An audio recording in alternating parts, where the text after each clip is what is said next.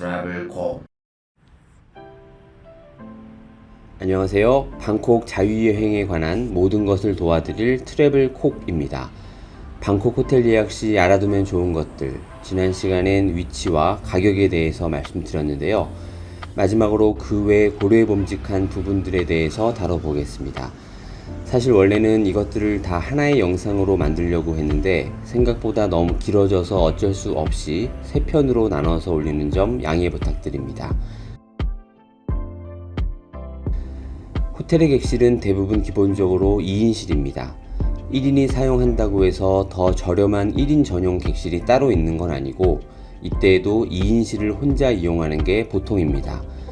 이런 2인실의 객실 타입은 분리된 침대가 2개인 트윈룸과 큰 침대가 하나인 더블룸으로 나뉘는데 당연히 성별과 동반자와의 관계에 따라서 트윈룸 혹은 더블룸으로 특정해 묵길 원하실 겁니다. 예약할 때 보통 2가지 침대 타입 중에서 하나를 요청하실 텐데 중요한 건 대부분의 경우 이건 단지 요청 사항일 뿐이지 확정이라고 말할 수 없습니다. 물론 호텔에서는 고객의 그러한 요청대로 배정하기 위해 노력은 하겠죠. 예를 들면 트윈과 더블룸을 각 50개씩 보유한 호텔에서 더블룸 요청이 70팀, 트윈님 요청이 30팀 이렇게 극단적으로 예약된 날도 분명히 있을 텐데요. 호텔에선 체크인하는 순서대로 요청하신 룸으로 배정하다가 이제 더블룸 50개가 다 소진된 상태에서 좀 더 늦은 시간에 더블룸 요청한 팀이 체크인 한다면 호텔 입장에서는 트윈룸을 내어줄 수밖에 없을 겁니다.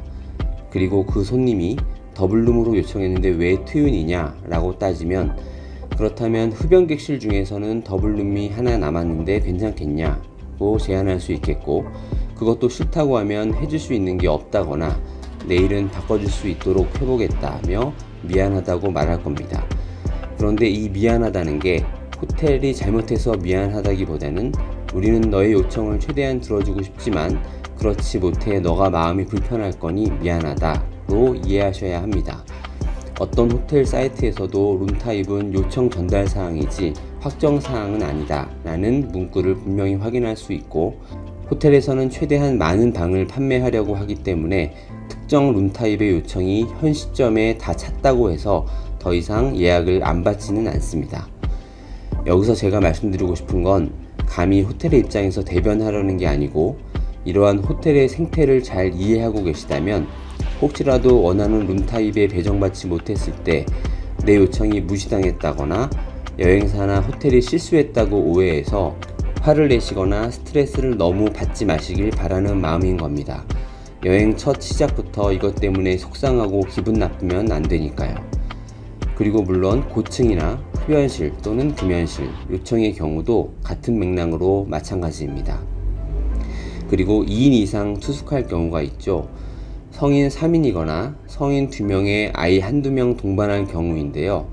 먼저 성인 3인인 경우는 무조건 약 1.5배에 해당하는 비용을 지불하고 2인실에 추가 베드, 그러니까 엑스트라 베드를 사용하거나 혹은 보통 트리플룸, 패밀리룸이라고 불리는 3인용 침대가 기본으로 비치된 룸이 있는 호텔을 골라 예약할 수 있습니다. 엑스트라 베드는 기본 침대보다는 아무래도 좀 작거나 불편한 간이 침대가 들어가고 2인실 크기의 침대를 하나 더 넣다 보니 더 좁게 느껴지실 겁니다. 그리고 아동 동반인 경우 호텔마다 아동으로 간주하는 나이가 다른데 주로 만 12살까지는 아동으로 봐주지만 만 2살까지만 아동, 그 이후는 모두 성인으로 간주하는 호텔도 있습니다. 잘 살펴보셔야 됩니다. 이렇게 호텔마다 아동으로 간주되는 아이가 1명 혹은 2명일 경우는 기본 2인실 침대에서 함께 자는 조건으로 무료 투숙을 해줍니다. 아동 나이에 해당되지만 몸이 커서 침대를 같이 쓰기 불편하면 이때에도 역시 추가 요금을 지불하고 엑스트라 베드를 요청할 수도 있습니다.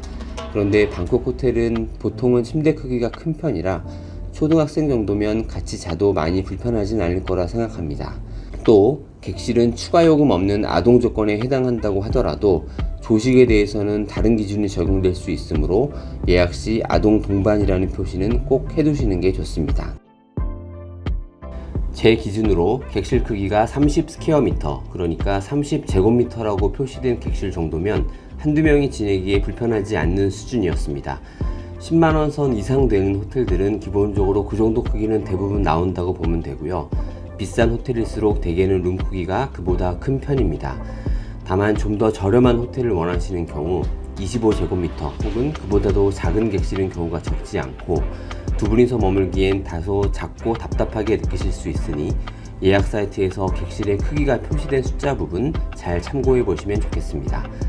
그리고 객실 내 전자레인지와 취사 가능한 시설을 갖춘 레지던스형 호텔도 방콕에 적지 않게 있고 기본적으로 다른 호텔에 비해 특히 객실이 넓은 편이라 많은 분들이 선호하실 거라 생각합니다. 호텔명에 레지던스라고 붙은 호텔들인데요.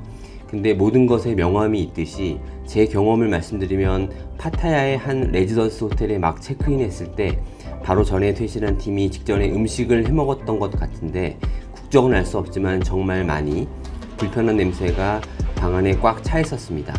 바꿀 수 있는 방이 그때 없다고 해서 더운 날씨에 모든 창문을 한두 시간 정도 열어놓고 환기를 시킨 적이 있는데 물론 드물게 일어나는 일이겠지만 이런 가능성도 있다는 걸 아시면 혹시라도 똑같이 닥쳤을 때 덜 당황하실 수 있겠습니다. 방콕 호텔의 전망은 크게 기대하지 않는 것이 좋습니다. 사우프라야 강가 주변 호텔이라면 멋진 석양의 리버뷰를 기대할 수 있겠지만 물론 대부분은 시티뷰, 곧 거리나 빌딩뷰입니다. 그나마 고층 호텔이면 빌딩 숲 전망도 볼만하지만 아예 전망이랄 게 없다고 봐도 좋은 호텔들도 많습니다. 짜오프라야 강변에 위치했다고 하더라도 객실 타입에 따라서 강 조망이 안 나올 수 있으니 전망 때문에 리버사이드 호텔로 예약하시는 거라면 꼭 객실명에 리버뷰라는 문구를 확인하시거나 어떤 문 타입이 강 조망인지를 확인하신 후 예약하셔야 할 겁니다. 객실 종류가 전망을 특정하지 않는 호텔이라면 이 역시 체크인 시점 배정운에 맡겨야 하고요. 아바니 리버사이드 호텔처럼 전 객실 리버뷰인 호텔도 있습니다. 태국은 1년 내내 더운 나라이다 보니 수영장을 갖춘 호텔은 많습니다. 그런데 방콕은 휴양지의 대형 리조트들처럼 크고 넓은 수영장을 갖춘 곳은 몇 곳 없고 아이들 물놀이 할 정도가 대부분이니까 너무 기대하진 않는 것이 좋습니다. 그렇지만 제 경험상 생각보다는 투숙객이 수영장을 잘 이용하지 않아서 붐비는 일은 많이 없으니까 물에서 가볍게 놀거나 선베드에 누워서 음료 마시기엔 문제 없을 겁니다.